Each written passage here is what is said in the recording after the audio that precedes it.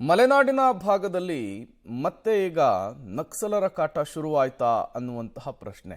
ನೆಮ್ಮದಿಯಾಗಿದ್ದಂತಹ ಮಲೆನಾಡಿಗರನ್ನ ಈ ಎಲ್ಲ ಬೆಳವಣಿಗೆಗಳು ಟೆನ್ಷನ್ ಜಾಸ್ತಿ ಮಾಡ್ತಾ ಇದೆ. ಮತ್ತೊಂದು ಕಡೆ ಅರಣ್ಯ ಇಲಾಖೆ ಮತ್ತು ಪೊಲೀಸರ ಟೆನ್ಷನ್ ಕೂಡ ಜಾಸ್ತಿ ಆಗ್ತಾ ಇದೆ. ಬನ್ನಿ ಕುರಿತಂತೆ ಒಂದು ವರದಿ ಇದೆ, ನೋಡ್ಕೊಂಡು ಬರೋಣ. ಮಲೆನಾಡಲ್ಲಿ ಮತ್ತೆ ಆಕ್ಟಿವ್ ಆದ್ರ ನಕ್ಸಲರು. ನಕ್ಸಲ್ ನಾಯಕಿ ಮುಂಡಗಾರು ಲತಾ ಜಯಣ್ಣ ವಿರುದ್ಧ ಕೇಸ್. ಹೌದು, ಕಾಫಿನಾಡು ಮಲೆನಾಡ ಭಾಗದ ಪಶ್ಚಿಮ ಘಟ್ಟಗಳ ತಪ್ಪಲಿನಲ್ಲಿ ದಶಕಗಳಿಂದ ನಕ್ಸಲ್ ಚಟುವಟಿಕೆ ಬಹುತೇಕ ನಿಷ್ಕ್ರಿಯವಾಗಿತ್ತು. ಪೊಲೀಸ್ ಇಲಾಖೆ ಇನ್ನೇನು ಸಂಪೂರ್ಣ ನಿಂತೇ ಹೋಯಿತು ಅನ್ನುವ ಲೆಕ್ಕಾಚಾರಕ್ಕೆ ಬಂದಿತ್ತು. 2014-15ರಲ್ಲಿ 8 ನಕ್ಸಲರು ಶರಣಾದ ಬಳಿಕ ಮಲೆನಾಡಿನಲ್ಲಿ ಕೆಂಪು ಉಗ್ರರ ಹೆಜ್ಜೆ ಗುರುತು ಕಣ್ಮರೆಯಾಗಿತ್ತು.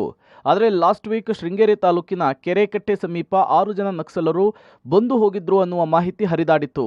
ಪೊಲೀಸರು ಮಾತ್ರ ವದಂತಿ ಅಷ್ಟೇ ಅಂತ ಹೇಳಿದ್ರು. ಆದರೆ 2 ದಿನಗಳ ಹಿಂದೆ ಯಾವಾಗ ಶೃಂಗೇರಿಗೆ ANF ಟೀಮ್ ಭೇಟಿ ಕೊಡ್ತೋ ಅಲ್ಲಿಗೆ ಕನ್ಫರ್ಮ್ ಆಗಿತ್ತು. ಕೊಪ್ಪ ತಾಲೂಕಿನ ಎಡಗುಂದದ 2 ಯುವಕರನ್ನ ವಶಕ್ಕೆ ಪಡೆದು ತೀವ್ರ ವಿಚಾರಣೆ ನಡೆಸಲಾಗಿದೆ. ವಿಚಾರಣೆ ಮುಗಿಯುವ ಹೊತ್ತಿಗೆ ಮೋಸ್ಟ್ ವಾಂಟೆಡ್ ನಕ್ಸಲ್ ನಾಯಕಿ ಮುಂಡಗಾರು ಲತಾ ಹಾಗೂ ಜಯಣ್ಣ ಸೇರಿ 2 ವಿರುದ್ಧ FIR ದಾಖಲಾಗಿದೆ. ಗನ್ ತೋರಿಸಿ ಊಟ, ಪೊಲೀಸರಿಗೆ ಹೆದರಿ ಎಸ್ಕೇಪ್.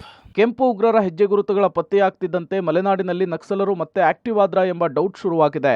ಕೊಪ್ಪ ತಾಲೂಕಿನ ಎಡಗುಂದ ಗ್ರಾಮದ 2 ಯುವಕರು ಬೆಂಗಳೂರಿಗೆ ಮುಂಡಗಾರು ಲತಾಳಿಗೆ ಸಂಬಂಧಿಸಿದ ಪತ್ರ ತರಲು ಹೋಗಿ ಪೊಲೀಸರ ಅತಿಥಿಯಾಗಿದ್ದಾರೆ.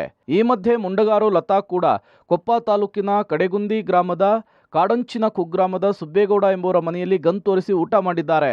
ಪೊಲೀಸರಿಗೆ ಮಾಹಿತಿ ಸಿಕ್ಕಿದ್ದು 3 SBML ಗನ್ ಹಾಗೂ ಮದ್ದುಗುಂಡುಗಳನ್ನು ಅಲ್ಲೇ ಬಿಟ್ಟು ಹೋಗಿದ್ದಾರೆ.